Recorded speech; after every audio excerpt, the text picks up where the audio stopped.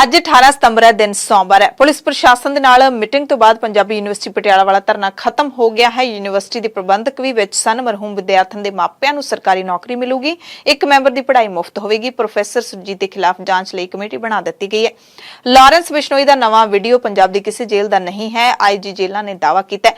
Akali BJP ਗੱਠਜੋੜ ਦੀ ਸੰਭਾਵਨਾ ਨੂੰ ਬੀਜੇਪੀ ਨੇ ਵੀ ਖਾਰਜ ਕਰ ਦਿੱਤਾ ਹੈ। ਮਾਨ ਸਰਕਾਰ ਨੇ ਪਟਵਾਰੀਆਂ ਦੀਆਂ ਕਲਮਾਂ ਹੋਰ ਖੁੰਡੀਆਂ ਕਰ ਦਿੱਤੀਆਂ ਨੇ। ਵਾਧੂ ਸਰਕਲਾਂ ਦਾ ਚਾਰਜ ਹੋਰਨਾਂ ਨੂੰ ਦੇ ਦਿੱਤਾ ਗਿਆ ਹੈ। ਲੁਧਿਆਣਾ ਵਿੱਚ ਪੰਜਾਬ ਦੇ ਸਾਬਕਾ ਮੰਤਰੀ ਤੇ ਪਰਿਵਾਰ ਦੇ ਮੈਂਬਰ ਘਰ ਦੇ ਵਿੱਚ ਬੇਹੋਸ਼ ਮਿਲੇ ਨੇ। ਬੀਜੇਪੀ ਲੀਡਰ ਸਤਕਾਰ ਕੌਰ ਗਹਿਰੀ ਪਤੀ ਸਮੇਤ ਗ੍ਰਿਫਤਾਰ ਕੀਤੀ ਗਈ ਹੈ। ਕਿਰਤੀ ਕਿਸਾਨ ਯੂਨੀਅਨ ਨੇ ਭਾਰਤ ਪਾਕਿਸਤਾਨ ਵਿਚਾਲੇ ਵਪਾਰ ਲਈ ਅਟਾਰੀ ਤੇ ਹੁਸੈਨੀਵਾਲਾ ਸੜਕੀ ਲਾਂਘੇ ਖੋਲਣ ਲਈ ਬਾਰਡਰ ਤੇ ਰੈਲੀ ਕੀਤੀ। ਸ੍ਰੀ ਗੋਇੰਦਵਾਲ ਸਾਹਿਬ ਦੇ ਵਿੱਚ ਦੋ ਨਿੱਕੇ ਸਕੇ ਭਰਾਵਾਂ ਦੀ ਭੇਦਭਰੀ ਮੌਤ ਹੋਈ ਹੈ। ਸੱਪ ਵੱਲੋਂ ਡਸਣ ਦਾ ਖਦਸ਼ਾ ਹੈ। ਅੱਜ ਸੰਸਦ ਦੇ ਵਿਸ਼ੇਸ਼ ਸੈਸ਼ਨ ਦੀ ਸ਼ੁਰੂਆਤ ਹੋ ਗਈ ਹੈ। ਪੀਐਮ ਮੋਦੀ ਸਮੇਤ ਸਭ ਨੇ ਪੁਰਾਣੇ ਸੰਸਦ ਭਵਨ ਦੀ ਇਮਾਰਤ ਬਾਰੇ ਭਾਵੁਕ ਅਪੀਲਾਂ ਕੀਤੀਆਂ। ਸੁਪਰੀਮ ਕੋਰਟ ਨੇ ਲਖੀਮਪੁਰ ਖੀਰੀ ਹਿੰਸਾ ਮਾਮਲੇ ਦੀ ਜਾਂਚ ਕਰ ਰਹੀ ਸਿੱਟ ਨੂੰ ਕੀਤਾ ਭਾਰ ਮੁਕਤ।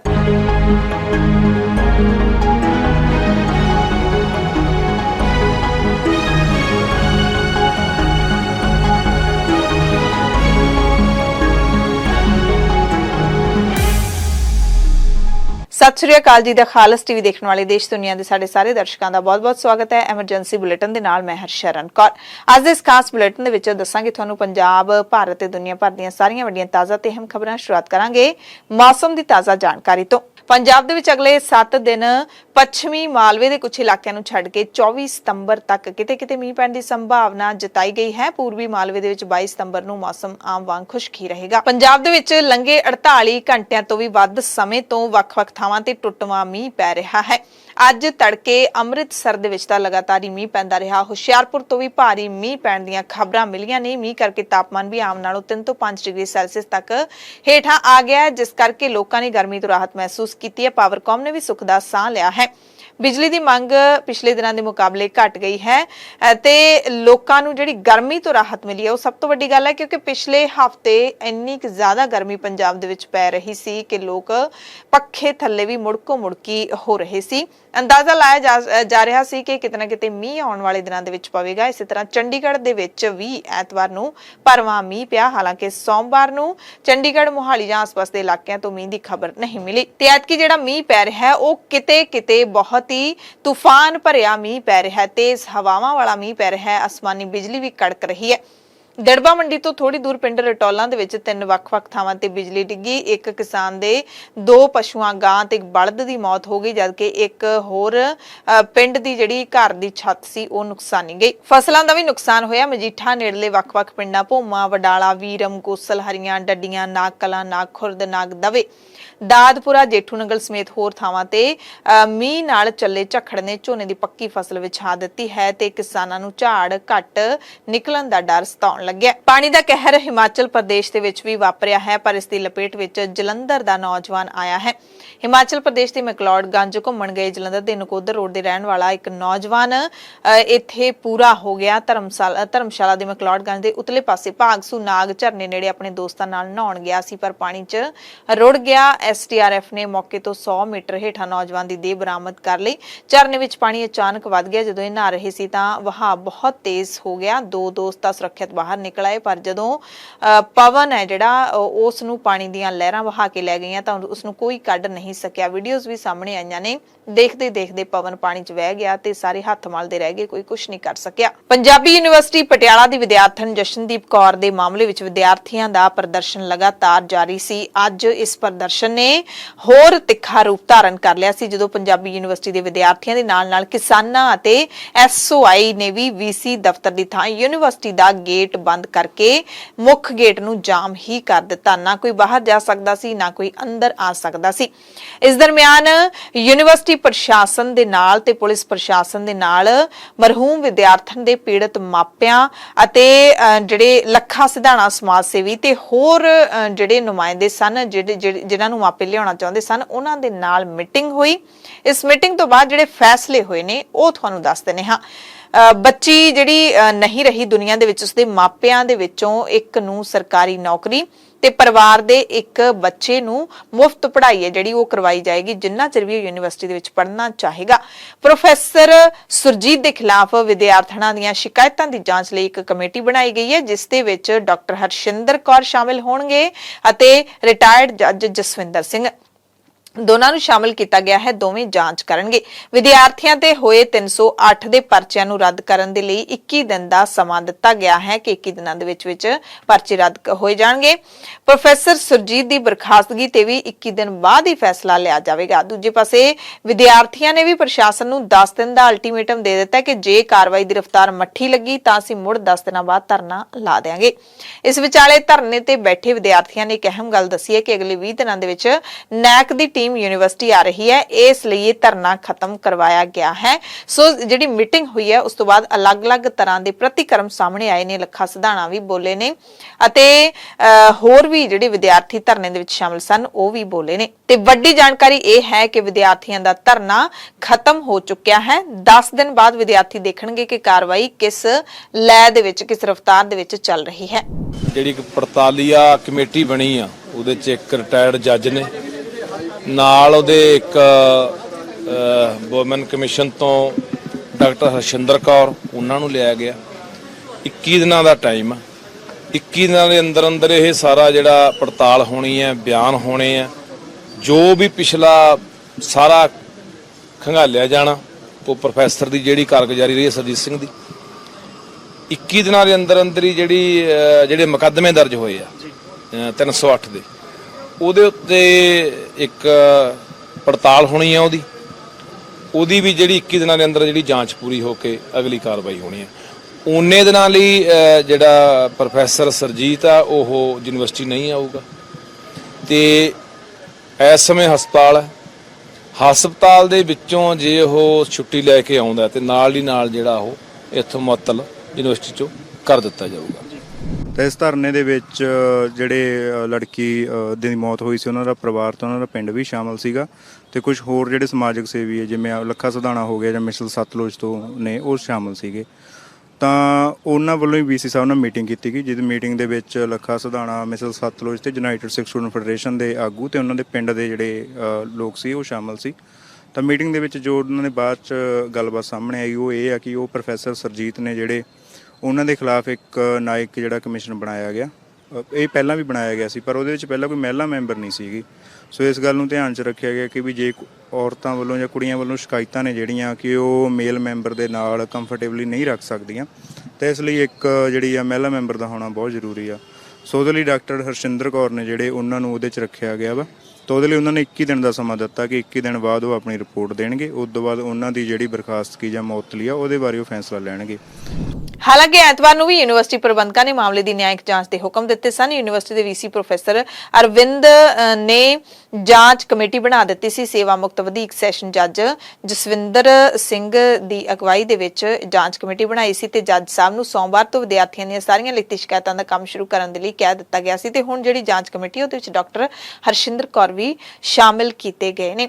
ਇਹ ਵੀ ਦੱਸਿਆ ਗਿਆ ਸੀ ਐਤਵਾਰ ਨੂੰ ਪ੍ਰੋਫੈਸਰ ਅਰਵਿੰਦ ਦੇ ਵੱਲੋਂ ਕਿ ਪ੍ਰੋਫੈਸਰ ਸੁਰਜੀਤ ਨੂੰ 5 ਸਾਲਾ ਏਕੀਕ੍ਰਿਤ ਕੋਰਸ ਭਾਸ਼ਾਵਾਂ ਦੇ ਕੋਆਰਡੀਨੇਟਰ ਦੇ ਅਹੁਦੇ ਤੋਂ ਹਟਾ ਦਿੱਤਾ ਗਿਆ ਤੇ ਇਸ ਅਹੁਦੇ ਦੀ ਜ਼ਿੰਮੇਵਾਰੀ ਹੁਣ ਡਾਕਟਰ ਰਜਿੰਦਰਪਾਲ ਸਿੰਘ ਬਰਾੜ ਨੂੰ ਸੌਂਪੀ ਗਈ ਹੈ। ਸ਼੍ਰੀ ਅਕਾਲ ਤਖਤ ਸਾਹਿਬ ਦੇ ਜਥੇਦਾਰ ਗਿਆਨੀ ਹਰਪ੍ਰੀਤ ਸਿੰਘ ਨੇ ਵੀ ਇਸ ਘਟਨਾ ਤੇ ਰੋਸ ਜਤਾਉਂਦਿਆਂ ਕਿਹਾ ਕਿ ਸਾਡੇ ਵਿਦਿਅਕ ਅਦਾਰਿਆਂ ਵਿੱਚ ਨਿਰੋਲ ਨਾਸਤਿਕ ਬਿਰਤੀ ਦੇ ਲੋਕਾਂ ਦੀ ਘੁਸਪੈਠ ਹੋ ਗਈ ਹੈ। ਇਸ ਕਰਕੇ ਸਾਡੀਆਂ ਸ਼ਾਨਾਮਤੀ ਪਰੰਪਰਾਵਾਂ ਦਾ ਘਾਣ ਤੇ ਰਿਸ਼ਤਿਆਂ ਦੀ ਪਵਿੱਤਰਤਾ ਦਾ ਖਾਤਮਾ ਹੋਇਆ ਹੈ। ਪੰਜਾਬੀ ਯੂਨੀਵਰਸਿਟੀ ਪਟਿਆਲਾ ਦੇ ਵਿੱਚ ਕਹਿੰਦੇ ਕਥਿਤ ਪ੍ਰੋਫੈਸਰ ਦੇ ਵੱਲੋਂ ਬੋਲੇ ਲਫ਼ਜ਼ਾਂ ਦੇ ਨਾਲ ਬੱਚੀ ਦੀ ਜਾਨ ਚਲੀ ਗਈ ਹੈ ਤੇ ਇਹ ਵਿਦਿਅਕ ਅਦਾਰਿਆਂ ਤੇ ਸਵਾਲੀਆ ਚਿੰਨ੍ਹ ਹੈ।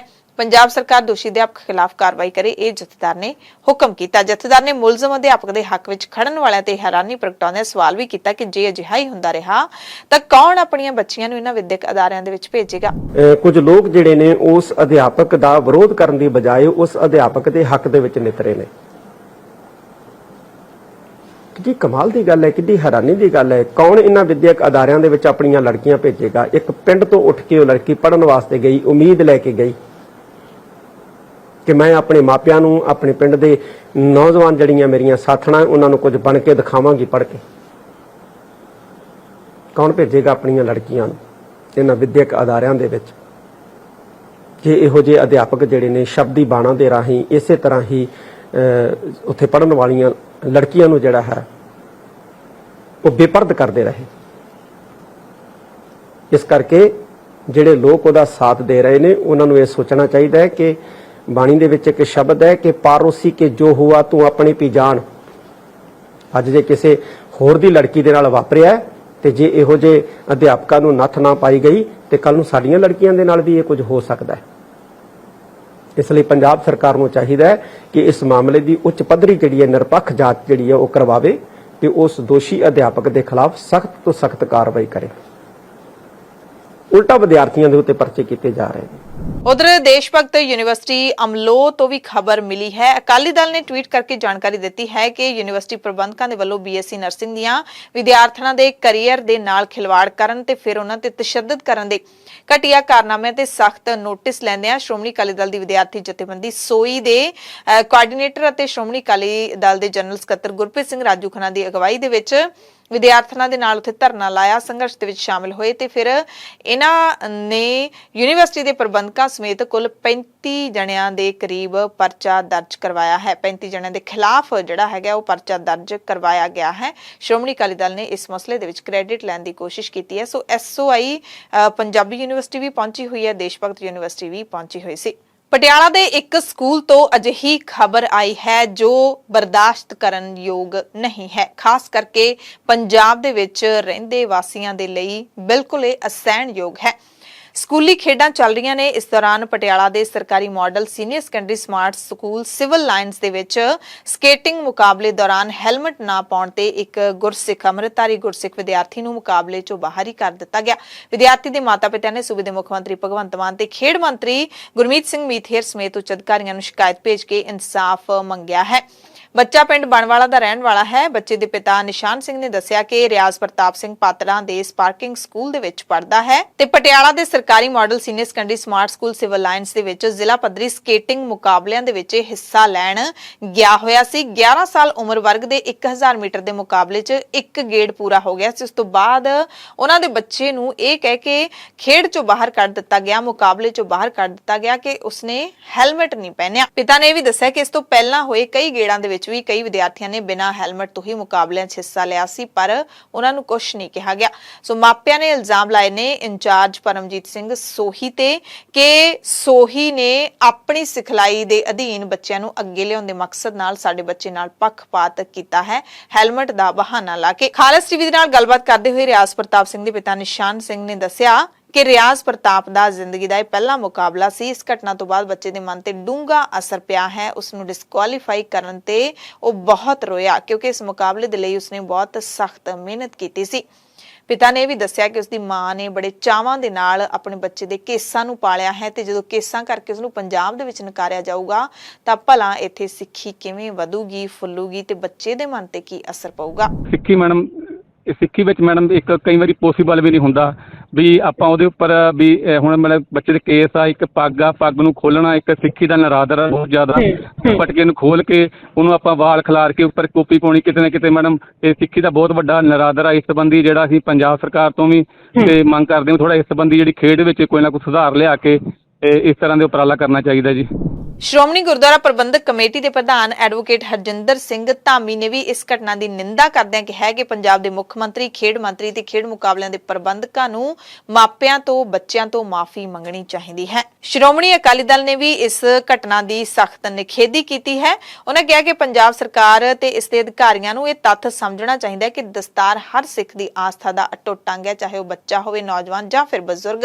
ਅਕਾਲੀ ਦਲ ਨੇ ਬੱਚੇ ਰਿਆਜ਼ ਪ੍ਰਤਾਪ ਸਿੰਘ ਨੂੰ ਮੁੜ ਮੁਕਾਬਲੇ ਵਿੱਚ ਸ਼ਾਮਲ ਕਰਨ ਦੀ ਮੰਗ ਕੀਤੀ ਤੇ ਉਸ ਨੂੰ ਆਪਣੀ ਯੋਗਤਾ ਸਾਬਤ ਕਰਨ ਦਾ ਮੌਕਾ ਦੇਣ ਦੀ ਅਪੀਲ ਕੀਤੀ ਹੈ। ਅਕਾਲੀ ਲੀਡਰ ਬਿਕਰਮ ਸਿੰਘ ਮਜੀਠੀਆ ਨੇ ਵੱਖਰਾ ਟਵੀਟ ਕਰਦਿਆਂ ਕਿਹਾ ਕਿ ਆਪਣੇ ਨਾਮ ਨਾਲ ਸਿੰਘ ਸ਼ਬਦ ਨਾ ਲਿਖਣ ਵਾਲੇ ਮੁੱਖ ਮੰਤਰੀ ਦੇ ਰਾਜ ਵਿੱਚ ਅਜਿਹੀਆਂ ਘਟਨਾਵਾਂ ਹੋਣੀਆਂ ਤਾਂ ਸੁਭਾਵਿਕ ਨੇ। ਜੋ ਵਿਦੇਸ਼ਾਂ ਤੋਂ ਸੁਣਦੇ ਸੀ ਅੱਜ ਉਹ ਸਿੱਖੀ ਦੇ ਧੁਰੇ ਪੰਜਾਬ ਦੇ ਵਿੱਚ ਵੀ ਹੋਣ ਲੱਗ ਪਿਆ ਹੈ। ਅਜਿਹਾ ਕਹਿੰਦਾ ਉਹਨਾਂ ਨੇ ਮੁੱਖ ਮੰਤਰੀ ਭਗਵੰਤ ਮਾਨ ਨੂੰ ਠੋਕਰਿਆ ਹੈ। ਹੁਣ ਤੁਹਾਨੂੰ ਛੁੱਟੀ ਦੀ ਇੱਕ ਖਬਰ ਦੇ ਦਿੰਦੇ ਹਾਂ। ਪੰਜਾਬ ਸਰਕਾਰ ਨੇ ਦਰਅਸਲ ਕੱਲ ਦੇ ਲਈ ਜੈਨ ਭਾਈਚਾਰੇ ਦੇ ਮਹਾਨ ਤਿਉਹਾਰ ਸੰਮਤਸਰੀ ਦੇ ਮੱਦੇਨਜ਼ਰ 19 ਸਤੰਬਰ ਨੂੰ ਰਾਖਵੀਂ ਛੁੱਟੀ ਦਾ ਐਲਾਨ ਕੀਤਾ ਹੈ, ਸਰਕਾਰੀ ਛੁੱਟੀ ਦਾ ਐਲਾਨ ਕੀਤਾ ਹੈ। ਸਰਕਾਰ ਦੇ ਵੱਲੋਂ ਜਾਰੀ ਹੁਕਮਾਂ ਦੇ ਮੁਤਾਬਿਕ ਇਸ ਦਿਨ ਸਰਕਾਰੀ ਦਫ਼ਤਰ, ਸਰਕਾਰੀ ਅਤੇ ਗੈਰ ਸਰਕਾਰੀ ਵਿਦਿਅਕ ਅਦਾਰੇ ਬੰਦ ਕੀਤੇ ਜਾ ਸਕਦੇ ਨੇ। ਰਾਖਵੀਆਂ ਛੁੱਟੀਆਂ ਦੇ ਵਿੱਚ ਸ਼ਾਮਲ ਹੈ। ਹੁਣ ਤੁਹਾਨੂੰ ਦੱਸ ਦਿੰਦੇ ਹਾਂ ਕਿ ਸਰਕਾਰੀ ਛੁੱਟੀ ਤੇ ਰਾਖਵੀਂ ਛੁੱਟੀ ਦੇ ਵਿੱਚ ਫਰਕ ਕੀ ਹੁੰਦਾ ਹੈ। ਪੰਜਾਬ ਸਰਕਾਰ ਦੇ ਵੱਲੋਂ ਜਾਰੀ ਕੀਤੀ ਜਿਹੜੀ ਛੁੱਟੀਆਂ ਦੀ ਸੂਚੀ ਹੈ ਉਹਦੇ ਵਿੱਚ 29 ਰਾਖਵੀਆਂ ਛੁੱਟੀਆਂ ਨੇ, ਜਿਨ੍ਹਾਂ ਦੇ ਵਿੱਚ ਇੱਕ ਇਹ ਜੁੜ ਗਈ ਹੈ ਤਾਂ ਕੁੱਲ 30 ਛੁੱਟੀਆਂ ਹੋ ਗਈਆਂ ਨੇ ਤੇ ਇਹਨਾਂ 30 ਛੁੱਟੀਆਂ ਦੇ ਵਿੱਚੋਂ ਪੰਜਾਬ ਦੇ ਸਾਰੇ ਸਰਕਾਰੀ ਅਦਾਰਿਆਂ ਦੇ ਨਾਲ ਸੰਬੰਧਿਤ ਮੁਲਾਜ਼ਮ 2 ਛੁੱਟੀਆਂ ਲੈ ਸਕਦੇ ਨੇ ਸਾਲ ਦੇ ਵਿੱਚ। ਤੇ ਪੰਜਾਬ ਪਹਿਲਾ ਸੂਬਾ ਬਣ ਗਿਆ ਜਿਸ ਨੇ ਜੈਨ ਧਰਮ ਦੇ ਤਿਉਹਾਰ ਸੰਮਤਸਰੀ ਦੇ ਮੌਕੇ ਸਰਕਾਰੀ ਛੁੱਟੀ ਦਾ ਐਲਾਨ ਕੀਤਾ। ਸੋ ਕੱਲ ਦੀ ਜਿਹੜੀ ਛੁੱਟੀ ਹੈ ਇਹ ਨਹੀਂ ਕਿ ਪੂਰੇ ਪੰਜਾਬ ਦੇ ਵਿੱਚ ਛੁੱਟੀ ਹੈ। ਸਰਕਾਰੀ ਅਦਾਰੇ ਆਪਣੀ ਮਰਜ਼ੀ ਦੇ ਮੁਤਾਬਿਕ ਇਹਨਾਂ ਸਾਰੀਆਂ 30 ਛੁੱਟੀਆਂ ਦੇ ਵਿੱਚੋਂ ਕੋਈ ਵੀ 2 ਛੁੱਟੀਆਂ ਕਿਸੇ ਵੀ ਦਿਨ ਲੈ ਸਕਦੇ ਨੇ।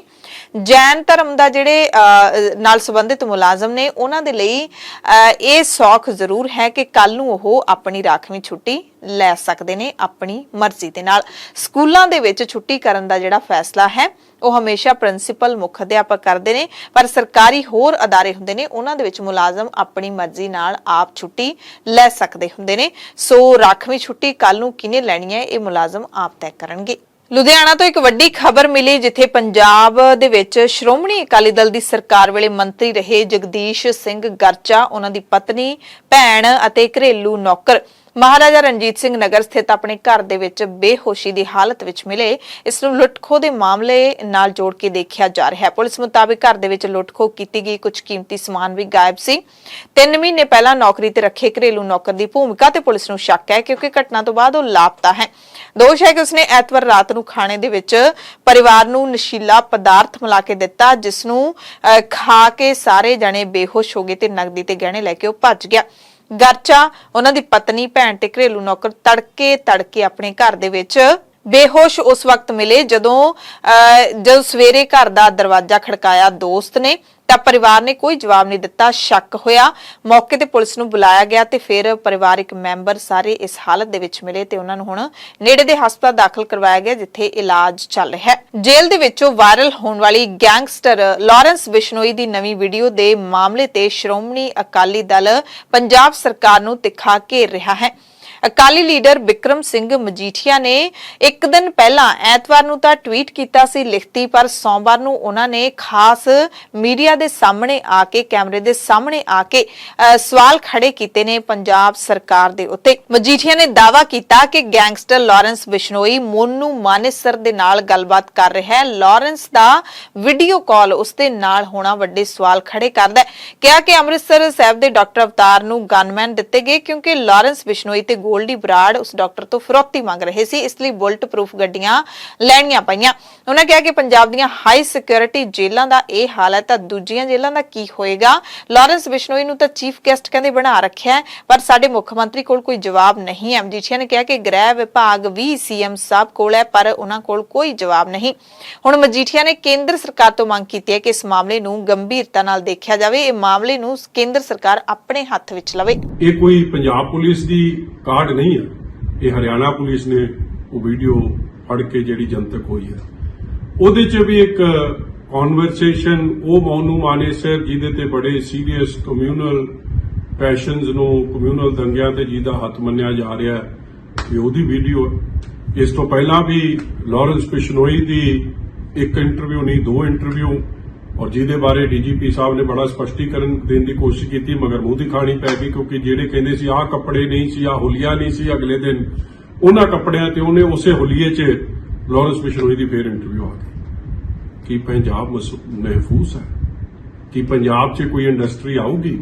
ਕਿਉਂਕਿ ਰੋਜ਼ ਇਹ ਗੈਂਗਸਟਰ ਜੇਲ੍ਹ 'ਚ ਬੈਠਿਆ ਬਾਹਰਲੇ ਦੇਸ਼ਾਂ 'ਚ ਬਹਿ ਕੇ ਫਿਰੌਤੀ, ਕੰਟਰੈਕਟ ਕਿਲਿੰਗ, ਮਰਡਰ, ਐਕਸਟੋਰਸ਼ਨ, ਇਹ ਰੋਜ਼ ਦਾ ਇਹਨਾਂ ਦਾ ਕੰਮ ਹੈ। ਸਾਡੇ ਸ੍ਰੀ ਅੰਮ੍ਰਿਤਸਰ ਸਾਹਿਬ 'ਚ ਵੀ ਇੱਕ ਬੜਾ ਨਾਮੀ ਹਸਪਤਾਲ ਹੈ, ਅਮਨਦੀਪ ਹਸਪਤਾਲ। ਉਧਰ ਮਰਹੂਮ ਪੰਜਾਬੀ ਗਾਇਕ ਸ਼ੁਭਦੀਪ ਸਿੰਘ ਸਿੱਧੂ ਮੂਸੇਵਾਲੇ ਦੇ ਮਾਪਿਆਂ ਦਾ ਵੀ ਇਸ ਵੀਡੀਓ ਨੂੰ ਦੇਖਣ ਤੋਂ ਬਾਅਦ ਜਿਉਣਾ ਦੁੱਭਰ ਹੋਇਆ ਪਿਆ। ਜਦੋਂ ਵੀ ਇਹਨਾਂ ਗੈਂਗਸਟਰਾਂ ਦੀਆਂ ਅਜਿਹੀਆਂ ਵੀਡੀਓ ਸਾਹਮਣੇ ਆਉਂਦੀਆਂ ਨੇ ਤਾਂ ਉਹ ਕਹਿੰਦੇ ਨੇ ਕਿ ਸਾਡਾ ਦੁੱਖ ਹੋਰ ਵੀ ਵੱਧ ਜਾਂਦਾ ਹੈ ਕਿਉਂਕਿ ਇਹਨਾਂ ਨੂੰ ਜੇਲ੍ਹਾਂ ਦੇ ਵਿੱਚ ਜੋ ਸਹੂਲਤਾਂ ਦਿੱਤੀਆਂ ਜਾ ਰਹੀਆਂ ਨੇ ਉਸ ਨੂੰ ਦੇਖ ਕੇ ਦਿਲ ਦੁਖਦਾ ਹੈ ਕਿ ਕਿੱਡੇ ਵੱਡੇ ਕਾਂਡ ਕਰਕੇ ਜੇਲ੍ਹਾਂ ਦੇ ਵਿੱਚ ਰੱਖੇ ਨੇ, ਪਰ ਇਹਨਾਂ ਨੂੰ ਇੰਨੀ ਐਸ਼ੋ ਆਰਾਮ ਦੇ ਵਿੱਚ ਰੱਖਿਆ ਜਾਂਦਾ ਹੈ, ਕੁਝ ਵੀ ਕਰ ਸਕਦੇ ਨੇ, ਜੇਲ੍ਹ ਤੋਂ ਵੀਡੀਓ ਕਾਲ ਵੀ ਕਰਦੇ ਨੇ ਤੇ ਬੜੇ ਆਰਾਮ ਦੇ ਨਾਲ ਰਹਿੰਦੇ ਨੇ। ਜਿਹਨੂੰ ਜੀ ਕਰਦਾ ਇਹ ਫੋਨ ਕਰਦੇ ਨੇ, ਪਰ ਸਰਕਾਰ ਕੋਈ ਵੀ ਕਾਰਵਾਈ ਕਿਉਂ ਨਹੀਂ ਕਰਦੀ?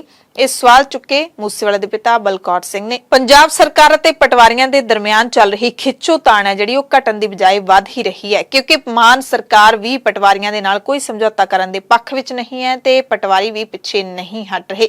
ਚੇਤਾਵਨੀ ਹੈ ਜਿਹੜੀ ਅਲਟੀਮੇਟਮ ਹੈ ਜਿਹੜਾ ਉਸ ਦਾ ਦਿਨ ਵੀ ਨੇੜੇ ਆਉਂਦਾ ਜਾ ਰਿਹਾ ਹੈ। ਇਸ ਦਰਮਿਆਨ ਮਾਨ ਸਰਕਾਰ ਨੇ ਪਟਵਾਰੀਆਂ ਦੀਆਂ ਕਲਮਾਂ ਹੋਰ ਖੁੰਡੀਆਂ ਕਰ ਦਿੱਤੀਆਂ ਨੇ, ਪਟਵਾਰੀਆਂ ਦੀਆਂ ਸ਼ਕਤੀਆਂ ਘਟਾ ਦਿੱਤੀਆਂ ਨੇ। ਸਰਪੰਚਾਂ, ਨੰਬਰਦਾਰਾਂ ਤੇ ਸਰਕਾਰੀ ਮੁਲਾਜ਼ਮਾਂ ਦੇ ਹਵਾਲੇ ਇਹਨਾਂ ਸ਼ਕਤੀਆਂ ਨੂੰ ਕਰ ਦਿੱਤਾ ਹੈ ਤਾਂ ਜੋ ਲੋਕਾਂ ਦੇ ਕੰਮਕਾਜ ਪ੍ਰਭਾਵਿਤ ਨਾ ਹੋ ਸਕਣ।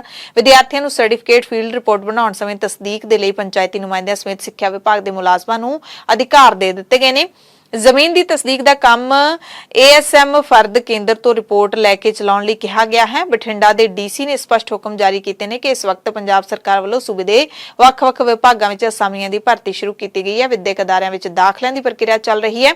ਇਸ ਕਰਕੇ ਵਿਦਿਆਰਥੀਆਂ ਤੇ ਸੰਭਾਵਿਤ ਉਮੀਦਵਾਰਾਂ ਨੂੰ ਆਪਣੇ ਫਾਰਮਾਂ ਦੇ ਨਾਲ ਵੱਖ-ਵੱਖ ਤਰ੍ਹਾਂ ਦੇ ਸਰਟੀਫਿਕੇਟ ਬਣਾਉਣ ਦੇ ਲਈ ਫੀਲਡ ਰਿਪੋਰਟ ਦੀ ਲੋੜ ਪੈਂਦੀ ਹੈ ਤੇ ਪਟਵਾਰੀਆਂ ਨੇ ਜਿਹੜੇ ਵਾਧੂ ਸਰਕਲ ਛੱਡ ਦਿੱਤੇ ਨੇ, ਉਸ ਕਰਕੇ ਬਹੁਤ ਸਾਰੇ ਪਟਵਾਰ ਸਰਕਲ ਖਾਲੀ ਹੋ ਗਏ ਨੇ।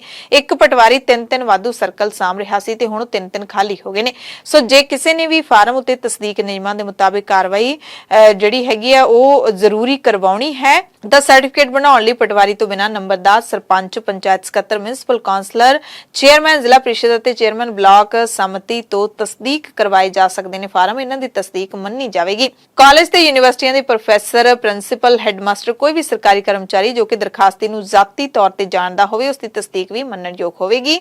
ਜੇ ਜ਼ਮੀਨ ਦੀ ਤਸਦੀਕ ਦੀ ਲੋੜ ਪੈਂਦੀ ਹੈ ਤਾਂ ਏਐਸਐਮ ਫਰਦ ਕੇਂਦਰ ਤੋਂ ਰਿਪੋਰਟ ਲਈ ਜਾ ਸਕਦੀ ਹੈ। ਸੋ ਪਟਵਾਰੀਆਂ ਦੇ ਜਿਹੜੇ ਆਪਣੇ ਸਰਕਲ ਨੇ ਉੱਥੇ ਤਾਂ ਉਹ ਆਪਣਾ ਕੰਮ ਕਰ ਹੀ ਰਹੇ ਨੇ, ਪਰ ਜਿਹੜੇ ਵਾਧੂ ਸਰਕਲ ਜਿੱਥੇ ਸਰਕਾਰ ਨੇ ਹਾਲੇ ਤੱਕ ਤੈਨਾਤੀਆਂ ਹੀ ਨਹੀਂ ਕੀਤੀਆਂ, ਜਿੱਥੇ ਅਸਾਮੀਆਂ ਖਾਲੀ ਪਈਆਂ ਨੇ, ਉਹਨਾਂ ਸਰਕਲਾਂ ਦਾ ਕੰਮ ਹੈ ਜਿਹੜਾ ਉਹ ਹੁਣ ਇਹਨਾਂ ਬੰਦਿਆਂ ਨੂੰ ਸੌਂਪ ਦਿੱਤਾ ਗਿਆ, ਇਹਨਾਂ ਮੁਲਾਜ਼ਮਾਂ ਨੂੰ ਸੌਂਪ ਦਿੱਤਾ ਗਿਆ ਹੈ, ਯਾਨੀ ਕਿ ਹੁਣ ਇਹਨਾਂ ਦਾ ਕੰਮ ਵਧਾ ਦਿੱਤਾ ਗਿਆ। ਸੰਸਦ ਦਾ ਵਿਸ਼ੇਸ਼ ਇਜਲਾਸ ਸ਼ੁਰੂ ਹੋਣ ਤੋਂ ਪਹਿਲਾਂ ਐਤਵਾਰ ਨੂੰ ਸਰਬ ਪਾਰਟੀ ਮੀਟਿੰਗ ਜਿਹੜੀ ਦਿੱਲੀ ਵਿੱਚ ਹੋਈ ਹੈ ਉਸ ਦੇ ਵਿੱਚ ਆਮ ਆਦਮੀ ਪਾਰਟੀ ਦੇ ਰਾਜ ਸਭਾ ਮੈਂਬਰ ਸੰਜੇ ਸਿੰਘ ਨੇ ਕੇਂਦਰ ਸਰਕਾਰ ਵੱਲ ਪੰਜਾਬ ਦੇ ਪੈਂਡਿੰਗ ਪਏ ਫੰਡਾਂ ਦਾ ਮੁੱਦਾ ਚੁੱਕਿਆ ਤੇ ਸਰਹੱਦੀ ਸੂਬੇ ਪੰਜਾਬ ਲਈ ਵਿਸ਼ੇਸ਼ ਪੈਕੇਜ ਵੀ ਮੰਗਿਆ।